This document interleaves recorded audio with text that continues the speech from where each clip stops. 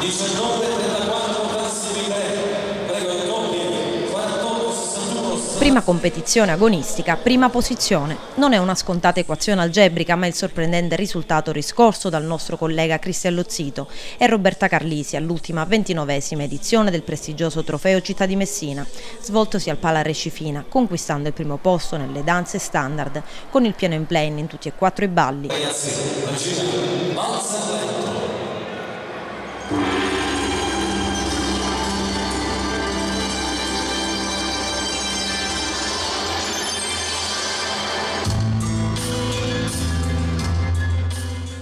Un ritorno in grande stile, quello di Cristian Lozzito, già campione italiano nel 2012, che è tornato sul parquet di gara dopo 2 anni di pausa, con una nuova compagna di ballo, Roberta Carlisi, giovane promessa della danza sportiva che in solo un mese è riuscita a prepararsi strenuamente all'importante competizione agonistica. A seguire Cristian e Roberta, i maestri Calogero Romano e Rosalba Verna della Gioia Dance, che credendo nelle potenzialità dei due atleti hanno lavorato sodo per portarli a questo livello in così poco tempo. Un risultato lusinghiero in quanto i due agrigentini hanno battuto al primo colpo i campioni regionali in carica di categoria. Insomma, un risultato che fa ben sperare.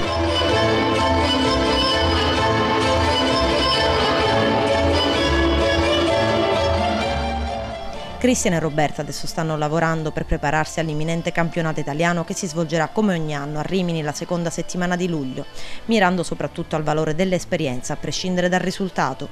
Un percorso, quello di Cristian e Roberta, cominciato da poco, che però punta in alto alla passione agonistica, allo sport di qualità.